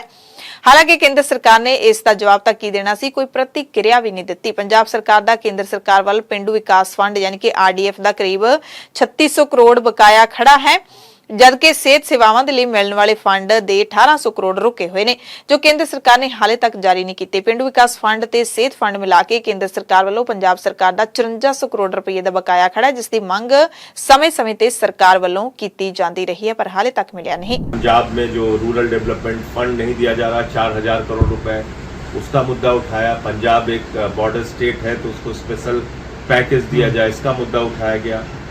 तो ये ਪੰਜਾਬ ਸਰਕਾਰ ਨੇ ਸੂਬੇ ਦੇ ਵਿੱਚ ਉਦਯੋਗਾਂ ਦੇ ਲਈ ਸੁਖਾਵਾਂ ਮਾਹੌਲ ਬਣਾਉਣ ਦੇ ਮੱਦੇਨਜ਼ਰ ਪੰਜਾਬ ਪ੍ਰਦੂਸ਼ਣ ਕੰਟਰੋਲ ਬੋਰਡ ਨੇ ਮੁੱਖ ਦਫ਼ਤਰ ਵਿੱਚ ਇੱਕ ਹੈਲਪ ਡੈਸਕ ਸਥਾਪਿਤ ਕੀਤਾ ਹੈ ਜੋ ਉਦਮੀਆਂ ਦੀ ਸਹੂਲਤ ਲਈ 24 ਘੰਟੇ ਕੰਮ ਕਰੇਗਾ। ਇਸ ਬਾਰੇ ਵਾਤਾਵਰਣ ਤੇ ਵਿਗਿਆਨ ਟੈਕਨੋਲੋਜੀ ਮੰਤਰੀ ਜਿਹੜੇ ਗੁਰਮੀਤ ਸਿੰਘ ਮੀਥੇਰ ਉਹਨਾਂ ਨੇ ਜਾਣਕਾਰੀ ਦਿੱਤੀ ਹੈ ਕਿ ਹੈਲਪ ਡੈਸਕ ਉਦਯੋਗਾਂ ਨੂੰ ਪ੍ਰਦੂਸ਼ਣ ਤੇ ਕਾਬੂ ਪਾਉਣ ਤੇ ਰੈਗੂਲੇਟਰੀ ਪ੍ਰਵਾਨਗੀਆਂ ਪ੍ਰਤੀ ਬਣਦੀਆਂ ਜ਼ਿੰਮੇਵਾਰੀਆਂ ਬਾਰੇ ਸੇਧ ਦੇਵੇਗਾ। ਮੁੱਖ ਦਫ਼ਤਰ ਪਟਿਆਲਾ ਦੇ ਵਿੱਚ ਹੈਲਪ ਡੈਸਕ ਤੇ 2 ਅਧਿਕਾਰੀ ਉਪਲਬਧ ਰਹਿਣਗੇ। ਉਦਮੀਆਂ ਦੀ ਸਹੂਲਤ ਲਈ ਇੱਕ ਹੈਲਪਲਾਈਨ ਨੰਬਰ ਵੀ ਹੈ 99144 98899। ਇੱਥੇ ਵੀ ਕਾਲ ਕੀਤੀ ਜਾ ਸਕਦੀ ਹੈ। ਆਮ ਆਦਮੀ ਪਾਰਟੀ ਦੀ ਸਰਕਾਰ ਜਾਂ ਕਹਿ ਸਕਦੇ ਹਾਂ ਕਿ ਕੋਈ ਵੀ ਸਰਕਾਰ ਜਦੋਂ ਸੱਤਾ ਦੇ ਵਿੱਚ ਹੋਵੇ ਤਾਂ ਲੀਡਰ ਆਪਣੀਆਂ ਸਰਕਾਰਾਂ ਦੇ ਗੁਣਗਾਨ ਕਰਦੇ ਹੀ ਰਹਿੰਦੇ ਨੇ। ਆਮ ਆਦਮੀ ਪਾਰਟੀ ਦੇ ਪੰਜਾਬ 'ਚ ਮੁੱਖ ਬੁਲਾਰੇ ਮਾਲਵਿੰਦਰ ਸਿੰਘ ਕੰਗ ਨੇ ਕਿਹਾ ਹੈ ਕਿ ਭਗਵੰਤ ਮਾਨ ਦੀ ਸਰਕਾਰ ਸਨਅਤਕਾਰਾਂ ਦੀ ਖੱਜਲ ਖੁਆਰੀ ਦੂਰ ਕਰਨ ਦੇ ਲਈ ਵਿਸ਼ੇਸ਼ ਸਹੂਲਤਾਂ ਦੇਣ ਜਾ ਰਹੀ ਹੈ। ਸਰਕਾਰ ਨੇ ਇੱਕ ਸਪੈਸ਼ਲ ਹਰੇ ਰੰਗ ਦਾ ਸਟਾਂਪ ਜਾਰੀ ਕੀਤਾ ਹੈ ਜਿਸ ਨਾਲ ਸਨਅਤਕਾਰਾਂ ਦੇ ਸਮੇਂ ਤੇ ਪੈਸੇ ਦੋਵਾਂ ਦੀ ਬਚਤ ਹੋ ਰਹੀ ਹੈ। ਪਹਿਲਾਂ ਸਨਅਤਕਾਰਾਂ ਨੂੰ ਆਪਣੀ ਚੱਲ ਰਹੀ ਇੰਡਸਟਰੀ ਨੂੰ ਸਾਲਾਨਾ ਤੌਰ ਤੇ ਰੀਨਿਊ ਕਰਵਾਉਣ ਦੇ ਲਈ ਵੱਖੋ ਵੱਖਰੇ ਵਿਭਾਗਾਂ ਦੇ ਚੱਕਰ ਲਾਉਣੇ ਪੈਂਦੇ ਸਨ ਤੇ ਭਗਵੰਤ ਮਾਨ ਸਰਕਾਰ ਨੇ ਇੱਕ ਖਾਸ ਪੋਰਟਲ ਵੀ ਜਾਰੀ ਕੀਤਾ ਜਿਸ ਤੇ ਆਨਲਾਈਨ ਇਹ ਸੁਵਿਧਾ ਹਾਸਲ ਹੋਈ ਤੇ ਹਰ ਤਰ੍ਹਾਂ ਦੀ ਖੱਜਲ ਖੁਆਰੀ ਖਤਮ ਹੋ ਗਈ। ਨਾਲ ਹੀ ਉਹਨਾਂ ਨੇ ਪ੍ਰਦੂਸ਼ਣ ਬੋਰਡ ਅਤੇ ਪੀਐਸਪੀਸੀਐਲ ਦੇ ਵੱਲੋਂ ਸਨਅਤਕਾਰਾਂ ਦੇ ਲਈ ਇੱਕ ਵਿਸ਼ੇਸ਼ ਹੈਲਪ ਡੈਸਕ ਜਿਹੜਾ ਸਰਕਾਰ ਨੇ ਖੋਲਿਆ ਉਹਨਾਂ ਦੀ ਵੀ ਜਾਣਕਾਰੀ ਦਿੱਤੀ ਜਿਸ ਦੀ ਸਿੱਧੀ ਰਿਪੋਰਟ ਸੀਐਮਡੀ ਨੂੰ ਜਾਵੇਗੀ। ਥੱਲੇ ਤੋਂ ਲੈ ਕੇ ਉੱਪਰ ਤੱਕ ਦੀ ਵਿਚੋਲਗਿਰੀ ਨੂੰ ਕਹਿੰਦੇ ਖਤਮ ਕਰ ਦਿੱਤਾ ਗਿਆ। ਦੂਜੀ ਗੱਲ, ਕਿਸੇ ਵੀ ਇੰਡਸਟਰੀ ਨੇ ਜਿਹੜੀ ਐਗਜ਼ਿਸਟੈਂਸ ਇੰਡਸਟਰੀ ਹੈ ਉਹਨੂੰ ਐਨੂਅਲੀ ਰਿਨਿਊ ਕਰਾਉਣ ਵਾਸਤੇ ਪੰਜਾਬ ਪੋਲੂਸ਼ਨ बोर्ड को भी, लोकल बॉडी को भी, इन्वायरमेंट डिपार्टमेंट को भी तमाम तरह के दफ्तरां च चक्कर लाने पैंदे सी और फिजिकल वेरीफिकेशन भी उहदी साइट दी हुंदी सी। उस चीज़ नूं भी खत्म करके मान साहब की सरकार ने जिहड़ा एनुअल रिन्यू होनी है इंडस्ट्री जिहदे तकरीबन 7000 इंडस्ट्री हुंदी है छोटी वड्डी पंजाब ਉਹਨਾਂ ਨੇ ਸਿਰਫ ਤੇ ਸਿਰਫ ਇੱਕ ਪੋਰਟਲ ਤੇ ਜਾ ਕੇ ਰਿਨਿਊ ਦੀ ਐਪਲੀਕੇਸ਼ਨ ਪਾਉਣੀ ਆ ਤੇ ਆਟੋਮੈਟਿਕ ਉਹਦੀ ਰਿਨਿਊ ਹੋ ਜਾਣੀ। ਪੰਜਾਬ ਦੇ ਵਿੱਚ ਬੀਜੇਪੀ ਇਕੱਲੇ ਹੀ ਚੋਣਾਂ ਲੜੇਗੀ, ਇਹ ਤਾਜ਼ਾ ਬਿਆਨ ਮਨਜਿੰਦਰ ਸਿੰਘ ਸਿਰਸਾ ਨੇ ਦਿੱਤਾ ਹੈ, ਜਿਸ ਤੋਂ ਬਾਅਦ ਕਿਹਾ ਜਾ ਸਕਦਾ ਹੈ ਅਕਾਲੀ ਤੇ ਬੀਜੇਪੀ ਲੀਡਰ ਜਦੋਂ ਇਸ ਗੱਠਜੋੜ ਦੀ ਚਰਚਾ ਨੂੰ ਨਕਾਰ ਰਹੇ ਨੇ ਤਾਂ ਜ਼ਾਹਿਰ ਤੌਰ ਤੇ ਹਾਲੇ ਨੇੜੇ ਤੇੜੇ ਕੋਈ ਸੰਭਾਵਨਾ ਨਹੀਂ ਹੈ। ਪਰ 2024 ਦੀਆਂ ਜਦੋਂ ਚੋਣਾਂ ਨੇੜੇ ਆਉਂਦੀਆਂ ਜਾਣਗੀਆਂ, ਸਿਆਸਤ ਦੇ ਵੀ ਵੱਖੋ ਵੱਖਰੇ ਰੰਗ ਸਾਨੂੰ ਦਿਖਾਈ ਦੇਣਗੇ। ਕੁਝ ਵੀ ਕਿਤੇ ਵੀ ਕਦੋਂ ਵੀ ਹੋ ਸਕਦਾ ਹੈ, ਇਹਦੇ ਵਿੱਚ ਕੋਈ ਸ਼ੱਕ ਨਹੀਂ ਹੈ। ਪੰਜਾਬ ਵਿਜੀਲੈਂਸ ਬਿਊਰੋ ਨੇ ਫਿਰੋਜ਼ਪੁਰ ਦੀ ਬੀਜੇਪੀ ਲੀਡਰ ਤੇ ਮੁਹਾਲੀ ਤੋਂ ਸਾਬਕਾ ਵਿਧਾਇਕ ਸਤਕਾਰ ਕੌਰ ਗਹਿਰੀ ਅਤੇ ਉਸਦੇ ਪਤੀ ਲਾਡੀ ਗਹਿਰੀ ਨੂੰ ਫਿਰੋਜ਼ਪੁਰ ਸਥਿਤ ਉਹਨਾਂ ਦੀ ਰਿਹਾਇਸ਼ ਤੋਂ ਗ੍ਰਿਫਤਾਰ ਕਰ ਲਿਆ ਹੈ। ਵਿਜੀਲੈਂਸ ਨੇ ਗ੍ਰਿਫਤਾਰੀ ਆਮਦਨ ਤੋਂ ਵੱਧ ਜਾਇਦਾਦ ਬਣਾਉਣ ਦੇ ਮਾਮਲੇ 'ਚ ਕੀਤੀ ਹੈ। ਸਤਕਾਰ ਕੌਰ ਕਾਂਗਰਸ ਸਰਕਾਰ ਵੇਲੇ ਫਿਰੋਜ਼ਪੁਰ ਦਿਹਾਤੀ ਤੋਂ ਵਿਧਾਇਕ ਸੀ, ਪਰ ਇਸ ਵਾਰੀ ਜਦੋਂ ਕਾਂਗਰਸ ਪਾਰਟੀ ਨੇ ਟਿਕਟ ਨਹੀਂ ਦਿੱਤੀ ਤਾਂ ਉਹ ਬੀਜੇਪੀ ਦੇ ਵਿੱਚ ਸ਼ਾਮਿਲ ਹੋ ਗਈ ਸੀ। ਵਿਜੀਲੈਂਸ ਦੇ ਵੱਲੋਂ ਆਮਦਨ ਤੋਂ ਵੱਧ ਜਾਇਦਾਦ ਦੇ ਮਾਮਲੇ ਵਿੱਚ ਉਹਦੇ ਕੋਲੋਂ ਪੁੱਛਗਿੱਛ ਵੀ ਕੀਤੀ ਜਾ ਚੁੱਕੀ ਹੈ ਤੇ ਹੁਣ ਸਾਬਕਾ ਵਿਧਾਇਕ ਸਤਕਾਰ ਕੌਰ ਗਹਿਰੀ ਤੇ ਉਸਦੇ ਪਤੀ ਜਸਮੇਲ ਸਿੰਘ ਲਾਡੀ ਗਹਿਰੀ ਨੂੰ ਹਿਰਾਸਤ ਵਿੱਚ ਲਿਆ ਗਿਆ। ਪੰਜਾਬ ਦੀ ਕਿਰਤੀ ਕਿਸਾਨ ਯੂਨੀਅਨ ਨੇ ਭਾਰਤ ਅਤੇ ਪਾਕਿਸਤਾਨ ਦੇ ਦਰਮਿਆਨ ਵਪਾਰ ਦੇ ਲਈ ਲਾਂਘਾ ਖੋਲਣ ਦੀ ਮੰਗ ਨੂੰ ਲੈ ਕੇ ਬਾਰਡਰ ਤੇ ਰੈਲੀ ਕੀਤੀ ਹੈ। ਅਟਾਰੀ ਵਾਗਾ ਬਾਰਡਰ ਤੇ ਵੱਡੀ ਰੈਲੀ ਕਰਕੇ ਭਾਰਤ ਪਾਕਿਸਤਾਨ ਵਪਾਰ ਨੂੰ ਅਟਾਰੀ ਵਾਗਾ ਤੇ ਹੁਸੈਨੀਵਾਲ ਸੜਕੀ ਲਾਂਘਿਆਂ ਦੇ ਰਾਹੀਂ ਖੋਲਣ ਦੇ ਲਈ ਜ਼ੋਰਦਾਰ ਆਵਾਜ਼ ਕਿਰਤੀ ਕਿਸਾਨ ਯੂਨੀਅਨ ਨੇ ਬੁਲੰਦ ਕੀਤੀ ਹੈ। ਰੈਲੀ ਵਿੱਚ ਮੰਗ ਕੀਤੀ ਗਈ ਕਿ ਕਿਸਾਨਾਂ ਨੂੰ ਆਪਣੀ ਉਪਜ ਸਮੇਤ ਹੋਰ ਵਰਗਾਂ ਨੂੰ ਵੀਜ਼ਾ ਸ਼ਰਤਾਂ ਖਤਮ ਕਰਕੇ ਪਾਸਪੋਰਟ ਤੇ ਸਿੱਧਾ ਵਪਾਰ ਕਰਨ ਦੀ ਇਜਾਜ਼ਤ ਦਿੱਤੀ ਜਾਵੇ। ਕੇਂਦਰ ਸਰਕਾਰ ਵੱਲੋਂ ਬਾਸਮਤੀ ਦੇ ਨਿਰਯਾਤ ਤੇ $1200 ਪ੍ਰਤੀ ਟਨ ਦੀ ਲਾਈ ਸ਼ਰਤ ਨੂੰ ਵੀ ਕਿਸਾਨ ਵਿਰੋਧੀ ਕਰਾਰ ਦਿੰਦੇ ਇਸ ਨੂੰ ਤੁਰੰਤ ਵਾਪਸ ਲੈਣ ਦੀ ਮੰਗ ਕੀਤੀ ਗਈ। ਰੈਲੀ ਨੂੰ ਸੰਬੋਧਨ ਕਰਦਿਆਂ ਕਿਸਾਨ ਲੀਡਰਾਂ ਨੇ ਕਿਹਾ ਕਿ ਦੋਵੇਂ ਮੁਲਕਾਂ ਦੇ ਵਿਚਾਲੇ 350 ਯਾਨੀ ਕਿ 350 ਵਸਤੂਆਂ ਦਾ ਵਪਾਰ ਹੁੰਦਾ ਹੈ, ਜੋ ਸਾਬਤ ਕਰਦਾ ਹੈ ਕਿ ਦੋਵੇਂ ਦੇਸ਼ ਵਪਾਰ ਦੇ ਮਾਮਲੇ 'ਚ ਇੱਕ ਦੂਸਰੇ ਤੇ ਕਿੰਨੇ ਡਿਪੈਂਡ ਨੇ, ਕਿੰਨੇ ਅੰਤਰ ਨਿਰਭਰ ਨੇ। ਮੌਜੂਦਾ ਸਮੇਂ ਦੋਵਾਂ ਮੁਲਕਾਂ ਵਿਚਾਲੇ 80% ਵਪਾਰ ਸਮੁੰਦਰੀ ਰਸਤਿਆਂ ਰਾਹੀਂ ਜਾਂ ਅਸਿੱਧੇ ਰੂਪ 'ਚ ਦੁਬਈ ਰਾਹੀਂ ਹੋ ਰਿਹਾ ਹੈ, ਜਿਹੜਾ ਕਿ ਬਹੁਤ ਮਹਿੰਗਾ ਪੈਂਦਾ ਹੈ। ਅਟਾਰੀ ਵਾਗਾ ਤੇ ਹੁਸੈਨੀਵਾਲ ਸੜਕੀ ਰਸਤਿਆਂ ਰਾਹੀਂ ਸਿੱਧਾ ਵਪਾਰ ਜੇ ਹੋ ਜਾਊਗਾ ਤਾਂ ਇਹ ਨਾ ਸਿਰਫ ਸਸਤਾ ਪਊਗਾ ਬਲਕਿ ਉੱਤਰ ਭਾਰਤ ਖਾਸ ਕਰਕੇ ਪੰਜਾਬ ਦੇ ਕਿਸਾਨਾਂ, ਵਪਾਰੀਆਂ, ਖੇਤੀ ਸੰਦ ਬਣਾਉਣ ਵਾਲੇ ਕਾਰੀਗਰਾਂ, ਟਰੱਕ ਆਪਰੇਟਰਾਂ ਤੇ ਮਜ਼ਦੂਰਾਂ ਦੇ ਲਈ ਨਵੇਂ ਰੁਜ਼ਗਾਰ ਤੇ ਆਰਥਿਕ ਖੁਸ਼ਹਾਲੀ ਦਾ ਵੀ ਸਾਧਨ ਬਣ ਸਕਦਾ ਹੈ। ਰੈਲੀ ਦੌਰਾਨ ਜਥੇਬੰਦੀ ਨੇ ਇਸ ਮੁੱਦੇ ਨੂੰ ਲੈ ਕੇ 20 ਸਤੰਬਰ ਨੂੰ ਹੁਸੈਨੀਵਾਲਾ ਅਤੇ ਸੂਬੇ ਦੇ ਜਲੰਧਰ, ਨਵਾਂ ਸ਼ਹਿਰ, ਹੁਸ਼ਿਆਰਪੁਰ, ਲੁਧਿਆਣਾ, ਸੰਗਰੂਰ ਤੇ ਪਟਿਆਲਾ ਜ਼ਿਲ੍ਹਿਆਂ ਵਿੱਚ ਕਾਨਫਰੰਸਾਂ ਕਰਨ ਦਾ ਵੀ ਐਲਾਨ ਕੀਤਾ ਹੈ। ਪਿਛਲੇ ਦਿਨੀ ਕੈਨੇਡਾ ਦੇ ਸਰੀ ਸ਼ਹਿਰ ਦੇ ਵਿੱਚ ਖਾਲਿਸਤਾਨ ਰਾਇਸ਼ੁਮਾਰੀ ਨੂੰ ਲੈ ਕੇ ਵੋਟਾਂ ਪਈਆਂ ਸਨ। ਵੱਡੀ ਭੀੜ ਲੋਕਾਂ ਦੀ ਜੁਟੀ ਸੀ ਤੇ ਹੁਣ ਅਗਲੇ ਮਹੀਨੇ ਫੇਰ ਰਹਿੰਦੀ ਜਿਹੜੀ ਰੈਫਰੈਂਡਮ ਦੀਆਂ ਵੋਟਾਂ ਨੇ ਉਹ ਪਵਾਈਆਂ ਜਾਣਗੀਆਂ। ਦੂਸਰਾ ਪੜਾਅ ਹੋਏਗਾ ਰਾਇਸ਼ੁਮਾਰੀ ਦਾ, ਜਿਸ ਦੇ ਵਿੱਚ ਵੋਟਰਾਂ ਤੋਂ ਪੁੱਛਿਆ ਜਾਵੇਗਾ ਕਿ ਜੂਨ 2023 ਦੇ ਵਿੱਚ ਸਿੱਖ ਲੀਡਰ ਦੇ ਖਤਮ ਹੋਣ ਦੇ ਲਈ ਕੀ ਭਾਰਤੀ ਹਾਈ ਕਮਿਸ਼ਨਰ ਜ਼ਿੰਮੇਵਾਰ ਸੀ ਜਾਂ ਨਹੀਂ। ਵੈਨਕੂਵਰ ਸਨ ਅਖਬਾਰ ਦੀ ਰਿਪੋਰਟ ਦੇ ਮੁਤਾਬਿਕ 6 ਫॉर ਜਸਟਿਸ, ਜਿਸ ਨੇ ਸਰੀ ਵਿੱਚ 10 ਸਤੰਬਰ ਨੂੰ ਰਾਇਸ਼ੁਮਾਰੀ ਦਾ ਪਹਿਲਾ ਪੜਾਅ ਕਰਵਾਇਆ ਸੀ, ਉਸਨੇ ਕਿਹਾ ਕਿ ਬ੍ਰਿਟਿਸ਼ ਕੋਲੰਬੀਆ ਦੇ ਵਿੱਚ ਬੈਲਟ ਦੇ ਵਿੱਚ ਇਸ ਸਵਾਲ ਨੂੰ ਸ਼ਾਮਿਲ ਕੀਤਾ ਗਿਆ ਹੈ। ਵੋਟਿੰਗ ਦੌਰਾਨ ਪਹੁੰਚਣ ਵਾਲੇ ਹਰ ਵਿਅਕਤੀ ਤੋਂ ਪੁੱਛਿਆ ਜਾਊਗਾ 29 ਅਕਤੂਬਰ ਨੂੰ ਕਿ ਕੀ ਹਾਈ ਕਮਿਸ਼ਨਰ ਸੰਜੇ ਵਰਮਾ ਭਾਰਤ ਦੇ ਵਿੱਚ ਪਾਬੰਦੀਸ਼ੁਦਾ ਜਥੇਬੰਦੀ ਖਾਲਿਸਤਾਨ ਟਾਈਗਰ ਫੋਰਸ ਦੇ ਮੁਖੀ ਅਤੇ ਸਰੀ ਦੇ ਗੁਰੂ ਨਾਨਕ ਸਿੱਖ ਗੁਰਦੁਆਰਾ ਦੇ ਪ੍ਰਧਾਨ ਹਰਦੀਪ ਸਿੰਘ ਨਿੱਜਰ ਨੂੰ ਖਤਮ ਕਰਨ ਦੇ ਲਈ ਜ਼ਿੰਮੇਦਾਰ ਹੈ ਜਾਂ ਫਿਰ ਨਹੀਂ। ਸੁਪਰੀਮ ਕੋਰਟ ਨੇ ਲਖੀਮਪੁਰ ਖੀਰੀ ਹਿੰਸਾ ਮਾਮਲੇ ਦੀ ਜਾਂਚ ਕਰ ਰਹੀ ਵਿਸ਼ੇਸ਼ ਜਾਂਚ ਟੀਮ ਨੂੰ ਭਾਰ ਮੁਕਤ ਕਰਦਿਆਂ ਕਿਹਾ ਕਿ ਉਸਨੇ ਜਾਂਚ ਪੂਰੀ ਕਰ ਲਈ ਹੈ। ਹੇਠਲੀ ਅਦਾਲਤ ਵਿੱਚ ਚਾਰਜਸ਼ੀਟ ਦਾਇਰ ਕਰ ਦਿੱਤੀ ਹੈ। ਇਹ ਮਾਮਲਾ 3 ਅਕਤੂਬਰ 2021 ਦੀ ਹਿੰਸਾ ਨਾਲ ਸੰਬੰਧਿਤ ਹੈ, ਜਦੋਂ ਲਖੀਮਪੁਰ ਖੀਰੀ ਜ਼ਿਲ੍ਹੇ ਦੇ ਤਕੁਨੀਆਂ ਦੇ ਵਿੱਚ 4 ਕਿਸਾਨਾਂ ਸਮੇਤ 8 ਜਣਿਆਂ ਨੂੰ ਦਰੜ ਦਿੱਤਾ ਗਿਆ ਸੀ। ਇੱਕ ਕੈਬਨਿਟ ਮੰਤਰੀ ਦੇ ਬਿਗੜੇ ਪੁੱਤਰ ਦੇ ਵੱਲੋਂ ਜਸਟਿਸ ਸੂਰਿਆਕਾਂਤ ਤੇ ਦੀਪੰਕਰ ਦੱਤਾ ਦੇ ਬੈਂਚ ਨੇ ਕਿਹਾ ਕਿ ਜੇ ਸਿੱਟ ਦੇ ਪੁਨਰਗਠਨ ਦੀ ਲੋੜ ਮਹਿਸੂਸ ਹੋਈ ਤਾਂ ਸੰਬੰਧੀ ਢੁਕਵੇਂ ਹੁਕਮ ਕਰ ਦਿੱਤੇ ਜਾਣਗੇ। ਸੁਪਰੀਮ ਕੋਰਟ ਨੇ ਪੰਜਾਬ ਹਰਿਆਣਾ ਹਾਈ ਕੋਰਟ ਦੇ ਸਾਬਕਾ ਜੱਜ ਰਾਕੇਸ਼ ਕੁਮਾਰ ਜੈਨ ਨੂੰ ਯੂਪੀ ਪੁਲਿਸ ਦੀ ਸਿੱਟ ਦੇ ਵੱਲੋਂ ਰੋਜ਼ਾਨਾ ਆਧਾਰ ਤੇ ਮਾਮਲੇ ਦੀ ਜਾਂਚ ਦੀ ਨਿਗਰਾਨੀ ਕਰਨ ਦੇ ਲਈ ਨਿਯੁਕਤ ਕਰ ਦਿੱਤਾ ਹੈ।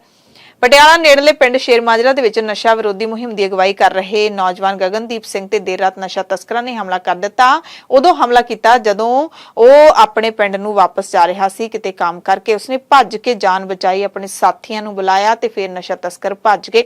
ਕਾਰ ਤੇ ਸਵਾਰ ਸਨ, ਇਹ ਮੋਟਰਸਾਈਕਲ ਤੇ ਜਾ ਰਿਹਾ ਸੀ ਤਾਂ ਕਾਰ ਦੇ ਮੂਹਰਲੇ ਸ਼ੀਸ਼ੇ ਵਿੱਚੋਂ ਬਾਹ ਕੱਢ ਕੇ ਇਸ ਦਾ ਗਲਮਾ ਫੜਨ ਦੀ ਕੋਸ਼ਿਸ਼ ਕੀਤੀ ਤਾਂ ਇਹ ਨਾਲ ਖਾਲ ਦੇ ਵਿੱਚ ਡਿੱਗ ਪਿਆ ਤੇ ਫਿਰ ਭੱਜ ਕੇ ਜਾਨ ਬਚਾਈ।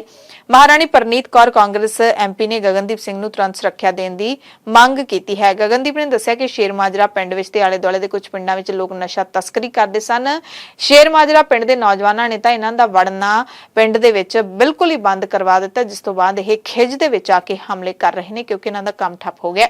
ਬ੍ਰਾਡਬੈਂਡ ਕੰਪਨੀ ਨੈਟ ਪਲੱਸ ਨੂੰ ਅਦਾਲਤ ਨੇ ਇੱਕ ਮਾਮਲੇ ਵਿੱਚ ਅਣਗਹਿਲੀ ਵਰਤਣ ਤੇ ਪੂਰੀਆਂ ਸੇਵਾਵਾਂ ਨਾ ਦੇਣ ਤੇ 15000 ਰੁਪਏ ਦਾ ਜੁਰਮਾਨਾ ਲਾਇਆ ਹੈ। ਚੰਡੀਗੜ੍ਹ ਜ਼ਿਲ੍ਹਾ ਅਦਾਲਤ ਦੇ ਵਧੀਕ ਜ਼ਿਲ੍ਹਾ ਤੇ ਸੈਸ਼ਨ ਜੱਜ ਜੈਬੀਰ ਸਿੰਘ ਨੇ ਆਪਣੇ ਘਰ ਵਿੱਚ ਇੰਟਰਨੈਟ ਕਨੈਕਸ਼ਨ ਲਵਾਇਆ ਸੀ, ਪਰ ਜਦੋਂ ਬਿਹਤਰ ਸੇਵਾ ਨਾ ਮਿਲੀ ਤਾਂ ਉਹਨਾਂ ਨੇ ਖਪਤਕਾਰ ਕਮਿਸ਼ਨ ਦੇ ਕੋਲ ਕੇਸ ਦਾਇਰ ਕੀਤਾ। ਕੇਸ ਚੱਲਿਆ, ਜਿਸ ਤੋਂ ਬਾਅਦ ਕੰਪਨੀ ਨੂੰ ਇਹ ਹਰਜਾਨਾ ਹੁਣ ਭੁਗਤਣਾ ਪਊਗਾ। ਦਰਅਸਲ ਨੈਟ ਪਲੱਸ ਜਿਹੜੀ ਬ੍ਰਾਡਬੈਂਡ ਕੰਪਨੀ ਹੈ ਉਸ ਦੀਆਂ ਸ਼ਿਕਾਇਤਾਂ ਬਹੁਤ ਥਾਵਾਂ ਤੋਂ ਆਉਂਦੀਆਂ ਰਹਿੰਦੀਆਂ ਨੇ। ਚੰਡੀਗੜ੍ਹ ਨਗਰ ਨਿਗਮ ਹੁਣ ਸ਼ਹਿਰ ਦੇ ਵਿੱਚ ਆਪਣੀਆਂ ਖਾਲੀ ਜਾਇਦਾਦਾਂ ਪਬਲਿਕ ਪ੍ਰਾਈਵੇਟ ਪਾਰਟਨਰਸ਼ਿਪ ਯਾਨੀ ਕਿ PPP ਆਧਾਰਿਤ ਪ੍ਰੋਜੈਕਟ ਨੂੰ ਦੇਣ ਦੀ ਤਿਆਰੀ ਕਰ ਰਿਹਾ ਹੈ। ਇਸ ਦੇ ਲਈ ਨਿਗਮ ਸਲਾਹਕਾਰ ਨਿਯੁਕਤ ਕਰੇਗਾ। ਉਹ ਸਲਾਹਕਾਰ ਖਾਲੀ ਪਈਆਂ ਜਾਇਦਾਦਾਂ ਦਾ ਸਰਵੇ ਕਰਕੇ ਨਿਗਮ ਨੂੰ ਰਿਪੋਰਟ ਸੌਂਪੇਗਾ। ਇਸ ਰਿਪੋਰਟ ਦੇ ਆਧਾਰ ਤੇ ਇਹ ਤੈਅ ਕੀਤਾ ਜਾਊਗਾ ਕਿ PPP ਮੋਡ ਰਾਹੀਂ ਕਿਹੜੀ ਪ੍ਰਾਪਰਟੀ ਦੇ ਵਿੱਚ ਕਿਹੜਾ ਪ੍ਰੋਜੈਕਟ ਲਾਗੂ ਕੀਤਾ ਜਾ ਸਕਦਾ ਹੈ।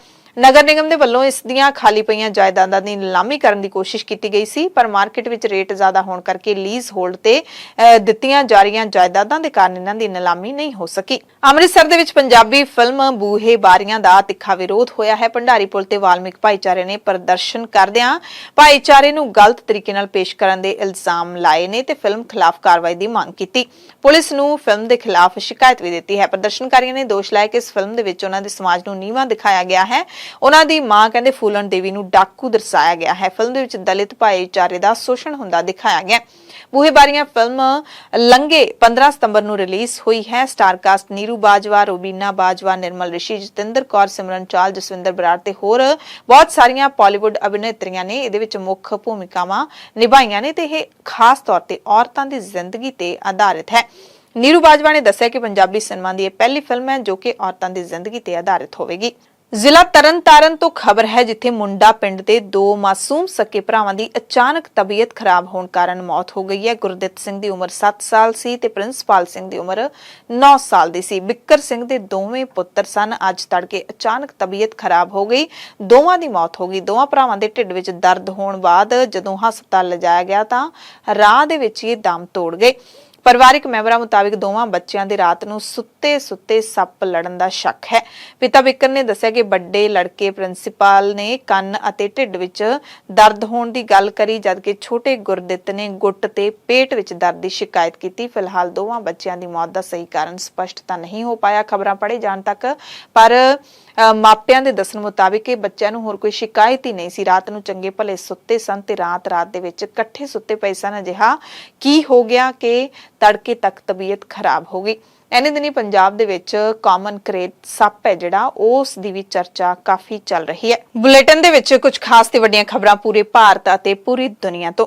ਅੱਜ ਸੰਸਦ ਦਾ ਵਿਸ਼ੇਸ਼ ਇਜਲਾਸ ਸ਼ੁਰੂ ਹੋਇਆ। 5 ਦਿਨਾਂ ਇਜਲਾਸ ਦੇ ਪਹਿਲੇ ਸੈਸ਼ਨ ਦੇ ਵਿੱਚ ਲੋਕ ਸਭਾ ਦੇ ਵਿੱਚ ਪ੍ਰਧਾਨ ਮੰਤਰੀ ਨਰਿੰਦਰ ਮੋਦੀ ਨੇ ਕਿਹਾ ਕਿ ਨਵੇਂ ਕੰਪਲੈਕਸ ਦੇ ਵਿੱਚ ਜਾਣ ਤੋਂ ਪਹਿਲਾਂ ਇਸ ਸੰਸਦ ਭਵਨ ਦੇ ਨਾਲ ਜੁੜੇ ਪ੍ਰੇਰਨਾਦਾਇਕ ਪਲਾਂ ਨੂੰ ਯਾਦ ਕਰਨ ਦਾ ਸਮਾਂ ਆ ਗਿਆ ਹੈ। ਪੁਰਾਣਾ ਸੰਸਦ ਭਵਨ ਸਾਡੇ ਦੇਸ਼ ਵਾਸੀਆਂ ਦੇ ਪਸੀਨੇ, ਮਿਹਨਤ ਅਤੇ ਪੈਸੇ ਨਾਲ ਬਣਿਆ ਹੈ। G20 ਸੰਮੇਲਨ ਦੀ ਸਫਲਤਾ ਕਿਸੇ ਇੱਕ ਵਿਅਕਤੀ ਜਾਂ ਕਿਸੇ ਇੱਕ ਪਾਰਟੀ ਦੀ ਨਹੀਂ ਬਲਕਿ ਪੂਰੇ ਦੇਸ਼ ਦੀ ਹੈ। ਮੋਦੀ ਨੇ ਕਿਹਾ ਕਿ ਅੱਜ ਤੋਂ ਸ਼ੁਰੂ ਹੋਣ ਵਾਲਾ ਸੰਸਦ ਦਾ ਜਿਹੜਾ ਸੈਸ਼ਨ ਛੋਟਾ ਹੈ ਪਰ ਸਮੇਂ ਦੇ ਲਿਹਾਜ਼ ਪੱਖੋਂ ਬਹੁਤ ਵੱਡਾ, ਅਨਮੋਲ ਤੇ ਇਤਿਹਾਸਿਕ ਫੈਸਲਿਆਂ ਵਾਲਾ ਹੈ। ਯਾਨੀ ਕਿ ਸੈਸ਼ਨ ਦੇ ਸ਼ੁਰੂ ਹੋਣ ਦਰਮਿਆਨ ਹੀ ਮੁੱਖ ਮੰਤਰੀ ਨੇ ਵੱਡੇ ਸੰਕੇਤ ਦਿੱਤੇ ਨੇ ਕਿ ਕੁਝ ਵੱਡਾ ਹੋਣ ਵਾਲਾ ਹੈ। ये छोटा सत्र है, ज्यादा से ज्यादा समय उनका मिले, उमंग और उत्साह के वातावरण में मिले। रोने धोने के लिए बहुत समय होता है, करते रहिए।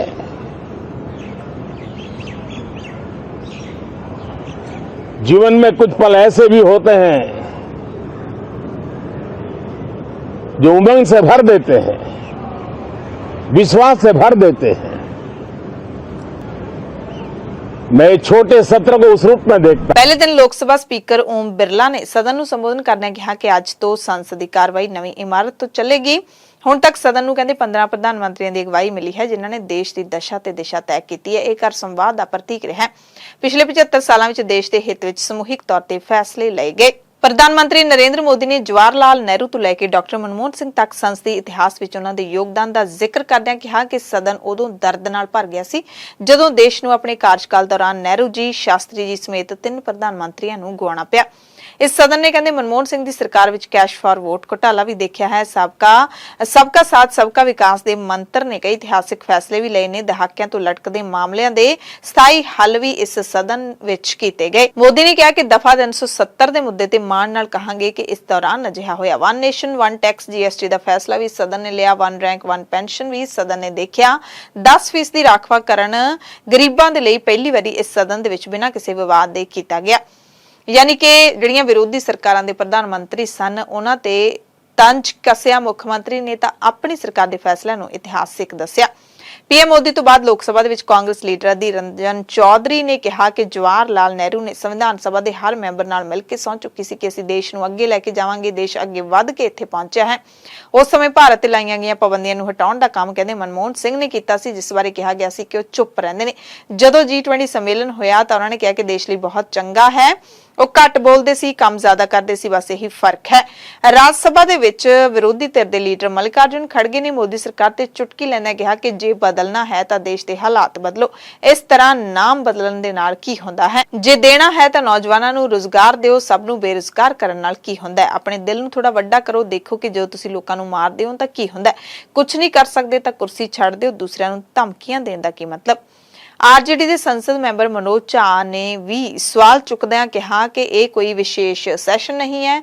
किसी ज्योतिषी ने जरूर कहा होगा कि प्रधानमंत्री इस सब ते कहंदे बहुत विश्वास करते हैं, इसलिए वो खास सैशन लैके आ गए। ईडी वालों गैर कानूनी माइनिंग मामले च पुछगिछ लई नोटिस जारी किए जाने तो बाद सुप्रीम कोर्ट पहुंचे झारखंड के मुख्यमंत्री हेमंत सोरेन की पटीशन रद्द कर दी गई है। देश की सिखरली अदालत ने सोमवार नूं हेमंत सोरेन के वकील मुकुल रोहतगी नूं इस दे लई पहलां रांची हाईकोर्ट जाण दे लई कहा। जम्मू कश्मीर के अनंतनाग जिले के गडोले जंगली इलाके विच लुके दहशतगर्दां नूं खत्म करने की मुहिम अज 6वें दिन भी जारी रही। सुरक्षा बल दहशतगर्दां दे ठिकाणिਆਂ ਦਾ पता लाउण दे लई लगातार ड्रोन की वरतों कर रहे ने, लगातार कार्रवाई भी कर रहे हैं, पर हाले तक नहीं फड़े गए कि कित्थे बैठे ने हमलावर। केंद्र शासित प्रदेश के लेफ्टिनेंट गवर्नर मनोज सिन्हा ने मुकाबले शहीद हुए 3 अधिकारियों की शहादत का बदला लैण की सौं खा रखी है। सुप्रीम कोर्ट ने अज सख्त टिप्पणी करदे कहा कि टीवी न्यूज़ चैनलों की निगरानी के स्वै नियंत्रित तंत्र नूं सख्त बनाउणा चाहुंदी है। न्यूज़ ब्रॉडकास्टरां ते डिजिटल एसोसीएशन नूं नवें दिशा निर्देश लिआउण दे लई 4 हफ्तिਆਂ ਦਾ ਸਮਾਂ ਦਿੱਤਾ ਗਿਆ। Chief justice DY Chandrachud, justice JB Pardiwala ਅਤੇ जस्टिस मनोज मिश्रा ਦੇ डिवीजन बेंच ने उन्हां जवाबां ਦਾ नोटिस लिया कि NBDA नवें दिशा निर्देश तैयार करन दे लई अपने मौजूदा चेयरमैन जस्टिस AK सीकरी ते साबका प्रधान RV रविंद्रन दे नाल सलाह कर रहा है। NBDA वालों पेश हुए सीनियर वकील अरविंद दातार ने नवें दिशा निर्देशों के नाल आउण दे लई 4 हफ्तिਆਂ ਦਾ ਸਮਾਂ ਮੰਗਿਆ। FSSAI यानी कि भारतीय food safety and standard authority ने मिलावट नूं रोकण लई इस महीने दुੱਧ ते दुੱਧ उत्पादां बारे देशव्यापी मुहिम शुरू की है। यह मुहिम अक्तूबर तक जारी रहेगी ते अथॉरिटी दिसंबर तक सेहत मंत्रालय नूं अपनी रिपोर्ट सौंप सकती है। FSSAI सलाहकार सत्यन के पांडा ने कहा कि निगरानी सर्वे देश भर के 766 जिलों दे विच चल रहा है। 10,000 तो वध नमूने इकट्ठे किए जाएंगे। 2 होर एजेंसियों की मदद ली गई है। सर्वे के दायरे विच दुੱਧ, खोआ, पनीर, घिओ, मक्खण, दही ते आइसक्रीम शामिल ने। सो इस जिहड़ी कार्रवाई है मिलावट नूं रोकण दे लई कीती जा रही है। यूपी के मुख्यमंत्री योगी आदित्यनाथ ने कहा कि जे सूबे दे विच कोई भी औरतां नूं परेशान करेगा तां यमराज अगले चौराहे ते उसका इंतजार करेगा। उन्होंने कहा कि कानून हर किसी नूं सुरक्षा देवेगा, पर जे कोई सड़क ते चलदे समय किसी दी धी नाल छेड़छाड़ करदा है, उहदी सुरक्षा दी उलंघना करदा है तां यमराज उसनूं जरूर मिलेगा। देश की सीधी टैक्स उगराही की गल कर लईए तां 16 सितंबर तक वित्ती साल 2023-24 दी जिहड़ी उगराही है 8,65,117 करोड़ रुपये रही है, जो लंघे साल इस समय तक 7,04,16 करोड़ दी सी।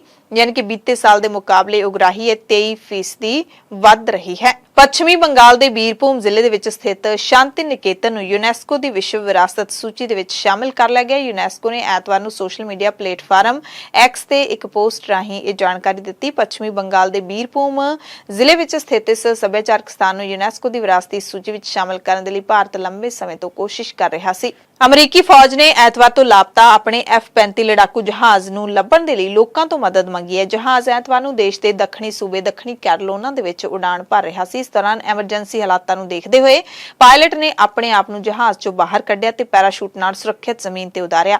ਹਾਲਾਂਕਿ ਪਾਇਲਟ ਦੇ ਨਾਮ ਦਾ ਖੁਲਾਸਾ ਨਹੀਂ ਕੀਤਾ ਗਿਆ, ਪਰ ਕਿਹਾ ਗਿਆ ਕਿ ਹਸਪਤਾਲ 'ਚ ਉਸ ਦੀ ਹਾਲਤ ਸਥਿਰ ਬਣੀ ਹੋਈ ਹੈ। ਖੈਰ, ਹਾਲੇ ਤੱਕ ਪਤਾ ਨਹੀਂ ਲੱਗਿਆ ਕਿ ਕੱਲ ਕੀ ਹੋਇਆ ਸੀ। ਹਾਲਾਂਕਿ ਕਿਹਾ ਜਾ ਰਿਹਾ ਕਿ ਜਹਾਜ਼ ਨਾਲ ਹਾਦਸਾ ਵਾਪਰਿਆ ਹੈ ਤੇ ਆਖਰੀ ਲੋਕੇਸ਼ਨ ਹੈ ਜਿਹੜੀ ਚਾਰਲਸਟਨ ਸ਼ਹਿਰ ਦੇ ਨੇੜੇ ਸਥਿਤ 2 ਝੀਲਾਂ ਦੇ ਆਸ-ਪਾਸ ਮਿਲੀ। F-35 ਲੌਕਹੀਡ ਮਾਰਟਿਨ ਵੱਲੋਂ ਨਿਰਮਿਤ ਹੈ। ਇੱਕ ਜਹਾਜ਼ ਦੀ ਕੀਮਤ ਲਗਭਗ $8 ਕਰੋੜ ਯਾਨੀ ਕਿ 665 ਕਰੋੜ ਰੁਪਏ ਦੱਸੀ ਜਾਂਦੀ ਹੈ। ਇਸ ਨੂੰ ਦੁਨੀਆ ਦੇ ਸਭ ਤੋਂ ਆਧੁਨਿਕ ਲੜਾਕੂ ਜਹਾਜ਼ਾਂ ਵਿੱਚੋਂ ਇੱਕ ਮੰਨਿਆ ਜਾਂਦਾ ਹੈ। ਚੀਨ ਦੇ ਵਿੱਚ ਛੇਤੀ ਹੀ ਦੇਸ਼ ਦੀਆਂ ਭਾਵਨਾਵਾਂ ਨੂੰ ਠੇਸ ਪਹੁੰਚਾਉਣ ਵਾਲੇ ਕੱਪੜਿਆਂ ਨੂੰ ਗੈਰ ਕਾਨੂੰਨੀ ਐਲਾਨਿਆ ਜਾ ਸਕਦਾ ਹੈ। ਇਸ ਦੇ ਨਾਲ ਹੀ ਕਾਨੂੰਨ ਤੋੜਨ ਵਾਲਿਆਂ ਨੂੰ ਜੇਲ੍ਹ ਜਾਣਾ ਪੈ ਸਕਦਾ ਹੈ, ਜੁਰਮਾਨਾ ਭਰਨਾ ਪੈ ਸਕਦਾ ਹੈ। BBC ਦੀ ਰਿਪੋਰਟ ਦੇ ਮੁਤਾਬਕ ਦੇਸ਼ ਦੀ ਵਿਧਾਨ ਸਭਾ ਦੀ ਸਥਾਈ ਕਮੇਟੀ ਨੇ ਹਾਲ ਹੀ ਵਿੱਚ ਕਾਨੂੰਨ 'ਚ ਸੋਧ ਲਈ ਇੱਕ ਖਰੜਾ ਜਾਰੀ ਕੀਤਾ, ਜਿਸ ਤੋਂ ਬਾਅਦ ਅਟਕਲਾਂ ਲਾਈਆਂ ਜਾ ਰਹੀਆਂ ਹਨ। ਪ੍ਰਸਤਾਵਿਤ ਕਾਨੂੰਨ 'ਚ ਕਿਹਾ ਗਿਆ ਕਿ ਅਜਿਹੇ ਪਹਿਰਾਵੇ ਜਾਂ ਭਾਸ਼ਣ ਸਮੇਤ ਕਈ ਤਰ੍ਹਾਂ ਦੇ ਵਿਵਹਾਰ ਤੇ ਰੋਕ ਲਾਈ ਜਾਵੇਗੀ ਜੋ ਚੀਨ ਦੇ ਲੋਕਾਂ ਦੀਆਂ ਭਾਵਨਾਵਾਂ ਲਈ ਠੀਕ ਨਹੀਂ ਹਨ, ਉਹਨਾਂ ਦੀਆਂ ਭਾਵਨਾਵਾਂ ਨੂੰ ਠੇਸ ਪਹੁੰਚਾਉਂਦੇ ਨੇ। ਐਮਰਜੈਂਸੀ ਬੁਲੇਟਿਨ ਦੇ ਵਿੱਚ ਤੁਹਾਡੇ ਸਭ ਤੋਂ ਇਜਾਜ਼ਤ ਚਾਹੁੰਦੇ ਹਾਂ। ਤੁਸੀਂ ਸਾਰੇ ਆਪਣਾ ਧਿਆਨ ਰੱਖਿਓ, ਲੋੜਵੰਦਾਂ ਦੀ ਮਦਦ ਜ਼ਰੂਰ ਕਰਦੇ ਰਿਹਾ ਕਰੋ ਤੇ ਅਫਵਾਹਾਂ ਤੋਂ ਬਚ ਕੇ ਰਿਹਾ ਕਰੋ। ਸਵੇਰ ਦੀਆਂ ਖਬਰਾਂ 'ਚ ਫਿਰ ਮਿਲਾਂਗੇ। ਧੰਨਵਾਦ।